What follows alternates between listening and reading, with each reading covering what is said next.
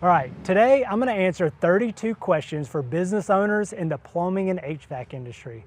By the end of this, you'll know why your 4.8 star rating might actually be losing you jobs, why the biggest contractors usually have the worst websites, and why word of mouth, the thing that built your business, might be the exact reason it stalls out. We work for the biggest plumbing company in Alabama and one of the oldest HVAC companies in Alabama. So these aren't theoretical answers, they're the ones that I give to clients doing 7 figures, and I will give the same ones to you. If you run a plumbing or HVAC company, at least one of these is probably going to hit uncomfortably close to home. Let's get into it. All right, so this is your Google reviews are your AI strategy now.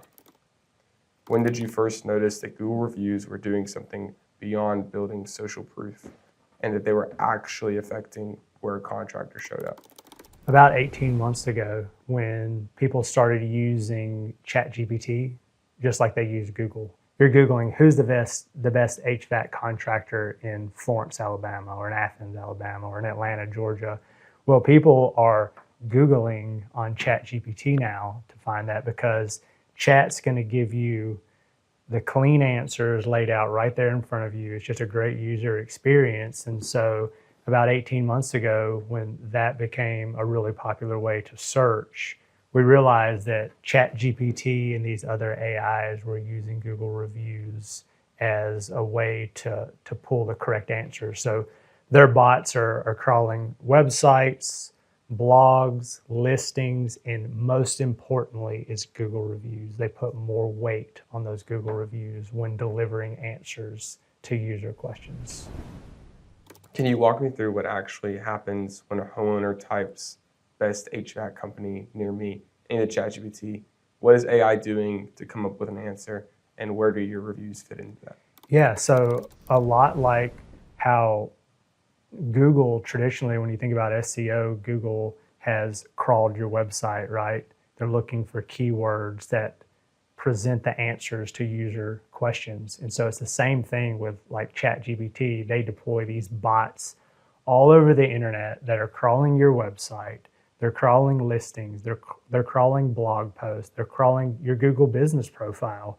They want to hear third-party answers, what other people are saying about your business, rather than relying on you and your website and your social media posts to talk about how great you are. It's a great opportunity for that bot to go and get some context about what past customers are saying about your business. And so it's so important that you have Google reviews, and a bunch of them too. You've audited a lot of contractor Google profiles. Mm-hmm. What does one look like when the reviews are actually working, and what does one look like when they're not? They're either showing up or they're not.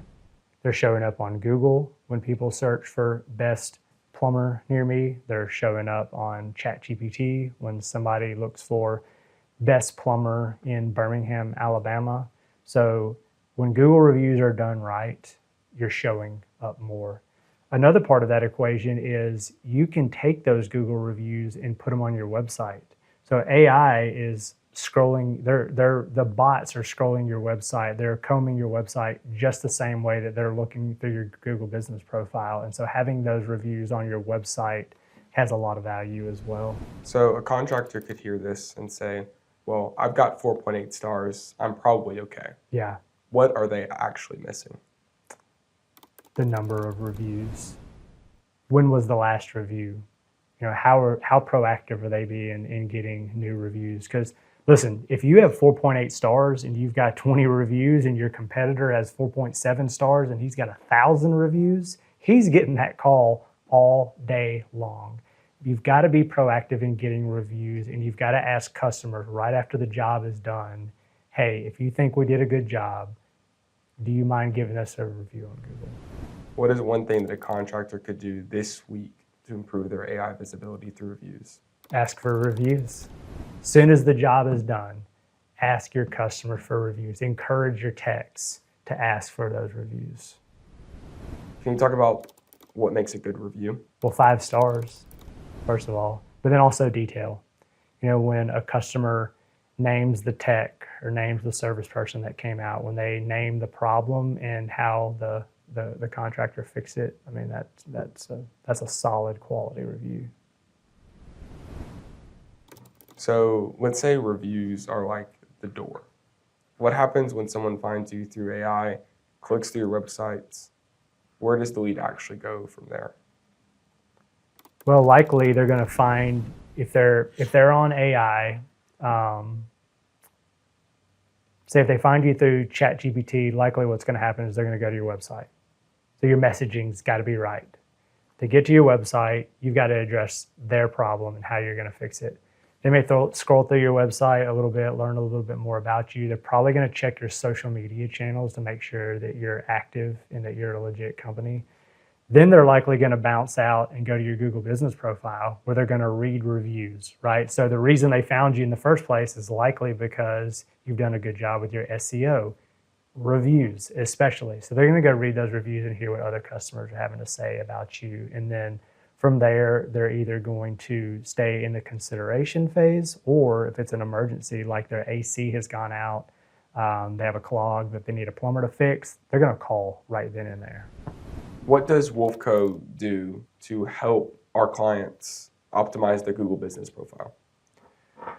So there's several things that we do. We post regularly on our clients' Google business profile. We keep the photos updated. We make sure that the whole profile is optimized for search when people are looking for you. And the most important part of that is we help increase Google reviews. So we sync our CRM with our customers so that anytime a job is done and the tech did not ask for a Google review, that customer is automatically getting an email from us. Hey, if we did a great job, do you mind clicking this link and leaving a Google review? And if they don't do that, then the next day, another one goes out. And if they still haven't done it, then maybe 2 or 3 days later, another email goes out, just a constant reminder. Because most of the time, customers are happy to do that. They're happy to help you because you helped them and did a great job. If they're not doing it, it's because you either did a bad job and they're not going to be your customer anymore, or they're just forgetting. And so our job is just to stay in front of them, asking for that review. And it's good branding too. You know, it's keeping them, or keeping our customer, our client, in their brand in sight.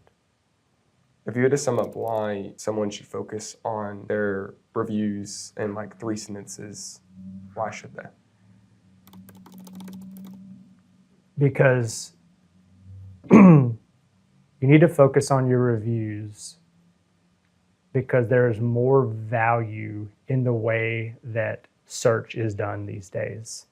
ChatGPT, Google, you name it, they put more weight behind those reviews than almost anything else you can do online.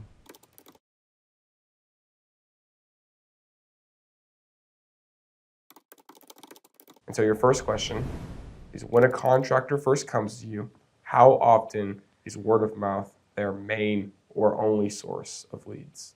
I would say when a contractor comes to us, depending on how long they've been in business, 95% of the time, word of mouth is their main channel for getting leads. You know, you see the guys that have been in business for 20, 30 years now, word of mouth. You even see some that have been in business for 5 years now, word of mouth, because it's a really small community, especially where we're based here in North Alabama. Every contractor knows every other contractor, right? It's like they're all part of this club. And so word of mouth and referrals are huge, like within their network. Can you talk about why building a strong network is important? Yeah, I mean, word of mouth is the best marketing channel on the planet. You know, if somebody refers your business to somebody else because they've used you and had great results, I mean, they're essentially selling your business for you. That lead, when they come in, they're pretty hot, and you know, you just got to close that lead. So you've already got trust and credibility when somebody comes in through the word of mouth channel. Can you talk about a time where a client learned that word of mouth wasn't the only way to grow your business? Yeah, I mean, 2-3 years ago, we had a young guy come to us named Hunter Newby. His company is Newby's Contracting, based in Athens, Alabama. And I mean, he's been working as a civil contractor almost his entire life. His granddad did it, his dad did it. Word of mouth was the way that they've grown their businesses. Well, he recognized that he could open up more marketing channels by building a new website, having a social media presence, doing some other things online besides just word of mouth. And so I think he was very smart to say, like, word of mouth is a great marketing channel. It's the best marketing channel, but there are also other things I can do to prevent against, some of those referrals drying up. When word of mouth starts to slow down, what's usually the trigger for it? Is it something the contractor did, or is it something that changed around them? It could be both. The contractor could have messed up on a job. The contractor he might be absent. Contractors around the country, they have their networks, right? Well, to build that network, it takes getting out and going to the clubs and the meetings and being involved in the organizations, well, in sight and in mind. So maybe that contractor has dropped out of some organizations. He's not seen as much. Maybe he did do a bad job. Maybe not for a specific referral, but maybe he did it for somebody else and the word has gotten out and put a bad taste in people's mouth. So there's all kinds of things that could happen. Referrals, they might leave their current job, or an owner might sell his business or might retire. And so that's just some of the things that could dry up the referral pipeline. A lot of things that are actually out of a business owner's control too, right? What do you say to people who are like, word of mouth has always worked for me? Why would I need marketing? I would say continue to do word of mouth. Like there's not a better marketing channel on the planet than that. But marketing, and especially digital marketing, only amplifies that. You start to insulate yourself against all these things that you cannot control, with referrals quitting the business or going out of business or selling their business or whatever. So your pipeline stays full through word of mouth, but also through digital marketing channels. So again, you insulate yourself against word of mouth drying up by opening up all these new marketing channels. New customers are finding you through these digital marketing channels that otherwise would not have had the opportunity to work with you, and you work with them through word of mouth. So when a contractor is running entirely on referrals and nothing else, what does their digital presence usually look like? Absent. Usually they don't have a digital presence. They might have a website that they built in 1996 using some WordPress, word art, or whatever you call that stuff, but they're not investing a lot in digital marketing, whereas their competitors who are really starting to grow. And what's the difference between how a contractor feels 12 months after they've built something digital alongside with their referrals versus someone who just relied on word of mouth? I'd say the difference is huge. A minute ago, we just talked about how you're opening up new marketing channels. You're finding new customers through those channels that you otherwise would not have found through word of mouth. Well, also you're starting to show your company culture, right? You're building your brand ethos and presenting that online to recruit and retain talent. That's big, showcasing company culture so that you're growing your internal team so that you can take on more jobs and bigger jobs and essentially do a better job for the customers that are coming in through these new channels. All right, guys, I want to tell you a quick story about a 75-year-old HVAC company that was losing ground to local competitors thanks to a big box marketing agency that had promised results it simply wasn't delivering. J.C. Hammond Sons has been serving Northwest Alabama for more than 7 decades, but not enough people knew it.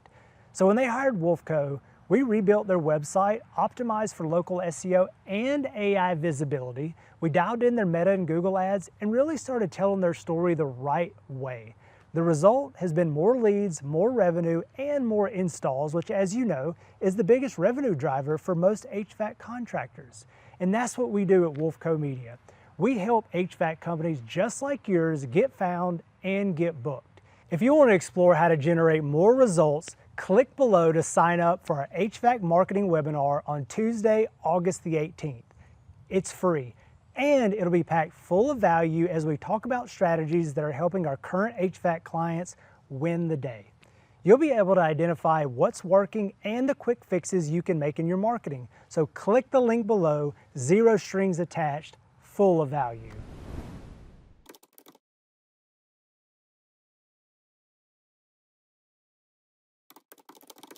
So your first question is, you've worked with contractors at different revenue levels. When you compare the digital presence of a 500,000 contractor to a $5 million one, what's the actual difference you see?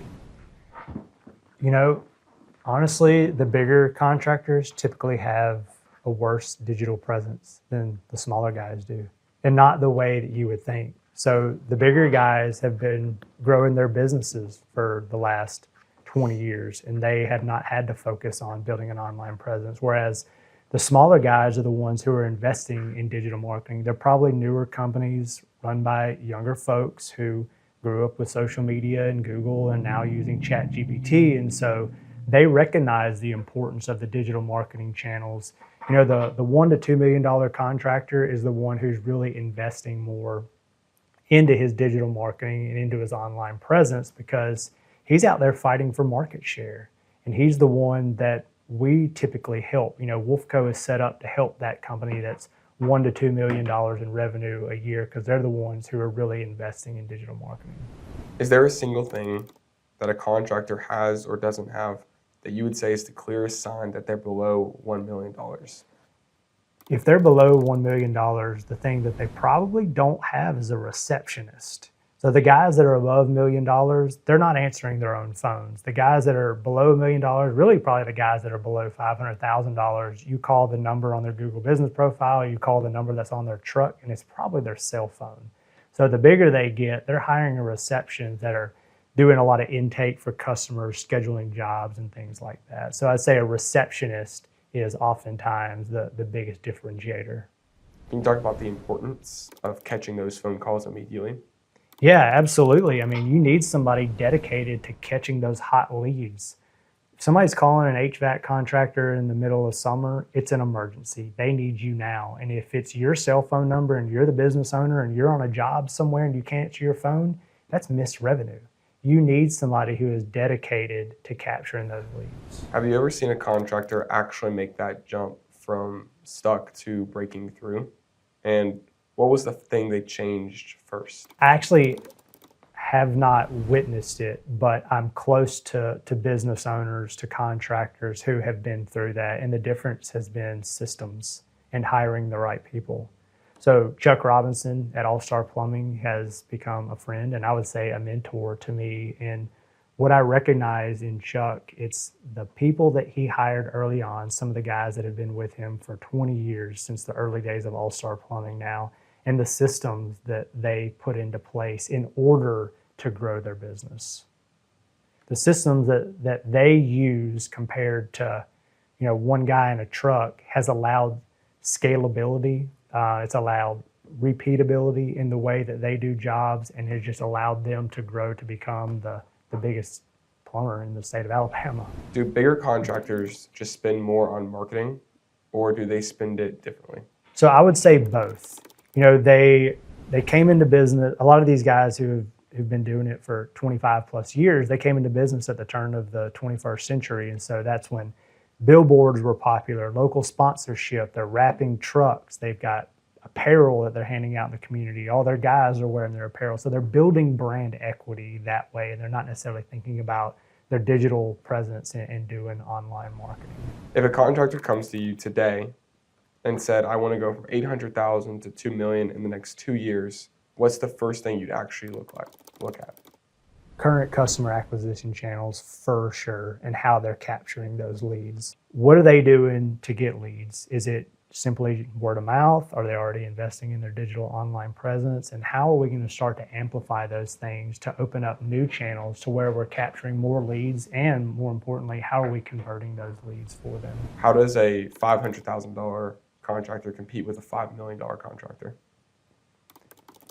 I think you invest your money wisely in marketing. You know, you got to build a website, you got to have a Google business profile.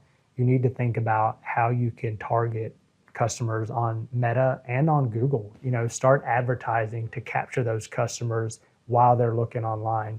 You know, a lot of these bigger guys that we've talked about, they're using word of mouth and referrals and the brand equity they've built over the years. So there is opportunity for these smaller companies to come in and say, okay, I'm going to invest in my digital marketing and advertising and know that there is market share to be captured, because a lot of these bigger guys who have the money to do it, they aren't doing it.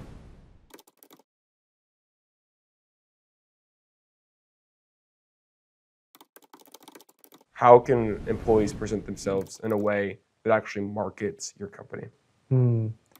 Yeah, I think, if you're a plumbing company like All Star Plumbers, for example, they're one of their biggest differentiators. I know earlier we talked about their systems and the people they hire. Well, in the people they hire, it's the way that they present themselves. Their shirts are tucked in, their clothes are clean, their trucks are clean, their guys are shaved or well groomed. And so when you're going into a customer's house, you've already got so much credibility just in the way that you present yourself. There's a stigma in the construction industry, is these gruff, bearded, dirty guys, and they're probably mean and whatever else. But that's just not the case with the companies who are really thriving because of the employees, of the people they hire. They hire people with great character. They teach them skills, and they teach them the way that they need to present themselves to customers. And that is a huge, huge difference maker. And how does that affect All Star's marketing? Oh, big time. I mean, it opens up so many more opportunities for them. You come to my house and you do a great job, and the way you present yourself, and you're easy to talk to, and I'm going to tell my friends about you, and so it goes back to that referral and word of mouth. Like, that's just very, very important. If I like you, you're easy to work with, then I'm going to work with you.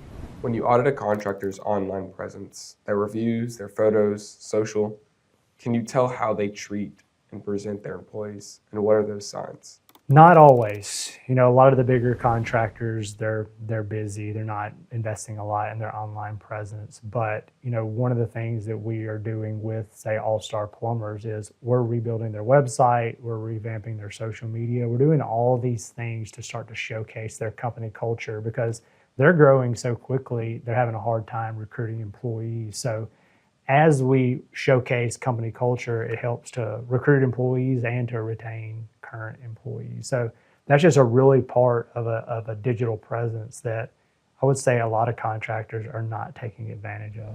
Have you seen a client where a team became a genuine competitive advantage, and where customers specifically mentioned the people, not just the work or their reviews? Oh, for sure. Yeah, so JC Ham and Sons, an HVAC contractor that we work with, they're based over in Florence. There is a guy, a tech named Philip, and Philip is mentioned all the time. And it's because of the way that he presents himself. It's because he has the ability to converse with customers and say, here's what your problem is, here's what I'm going to do to fix it. And then he goes and fixes it. And you hear about Philip in the Google reviews all the time because he is so good at the way he presents himself, and he's also just a great service tech. And what's the simplest thing a contractor could tell their team tomorrow that would improve their marketing almost immediately? Ask for Google reviews. As soon as the job is done, ask that customer politely if they would be so kind to go to Google and leave you a 5-star review. So there's a common objection, which is most guys do great work, and that's enough. What's actually missing from that picture? Asking for a Google review. Like, after a job well done, like, it's one simple extra question of, would you mind leaving us a Google review?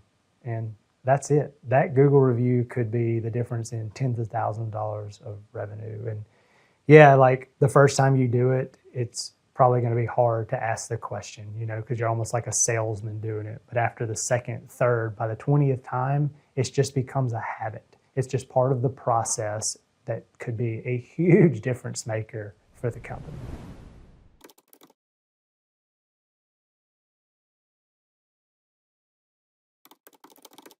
So when you look first at a contractor's website, what's the first thing you check before anything else? Their messaging.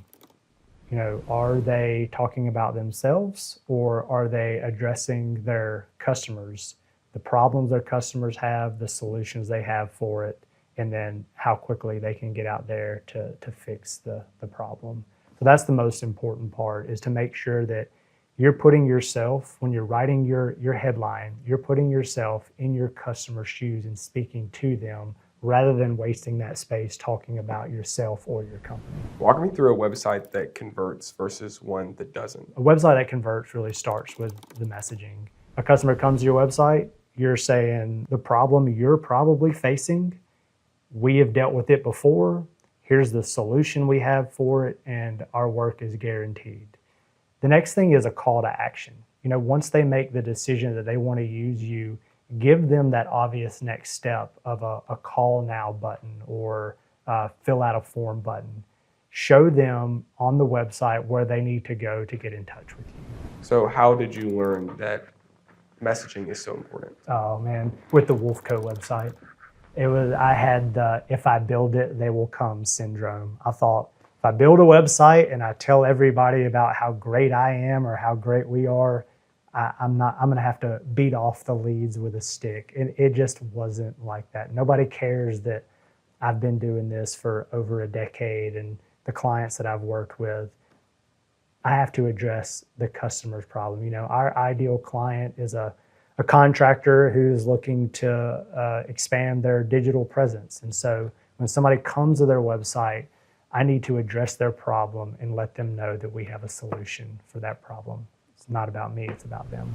Why do most contractor websites end up talking about the company instead of talking to the customer? Human nature, man. We're trying to sell ourselves. Think about like a job interview. You're talking about yourself and the great things you've done and the reason you should get the job. And I think that's just where we have it backwards online. So again, like as a contractor, HVAC, plumbing, even roofing, like people have a problem now and they need a solution now. And you've got about 3 seconds to address that problem and present a solution to them. Have you ever made a simple change to a client's website that produced a measurable result quickly? Yeah. And what was that? Oh, for sure. The J.C. Hammond Sons HVAC contractor website, we changed the messaging to speak to the customer who is dealing with a summer in the state of Alabama. It's hot here. We know when your HVAC system goes out in the middle of summer, it is miserable. So we made sure our messaging addressed that problem and that J.C. Ham has a solution, a guaranteed solution to come out and fix it quick so you stay comfortable in summertime. Can you give some good examples of messaging and bad examples of messaging? Maybe examples that you've had to learn in the past? Yeah, absolutely. So a bad example would be somebody comes to, I'll use J.C. Hammond Sons again. They've been in business for a long time. It's it'll be 75 years next year. A bad example is when somebody comes to their website and they lead with, "We've been in business for 75 years. We've done this, blah, blah, blah." Nobody cares about that.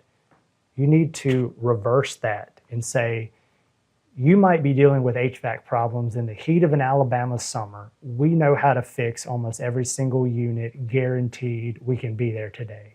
I'm paraphrasing, but that's the messaging that wins every time, is speaking to a customer's pain points and addressing those with a solution. What would you say to a contractor who spent $5,000 on a website 2 years ago and assumes it's fine just because it looks good? That's all you spent? Oh, that's literally what you said. You said you got it cheap. You did. You spent $5,000 on a website. That's so funny. You got it cheap. I mean, you should be spending $5,000 on a website, probably investing more than that. But just building a website and letting it sit there is a waste of money. Like, you need to work with a marketing agency on a recurring retainer where they're working with you every month, because then they're not only building that website, but they're implementing SEO, they're getting your social media going, they're creating content, they're showing the projects that you've done, they're telling the satisfied customer stories, they're talking about the employees and showcasing your company culture. So it requires all these components working together to building your online presence.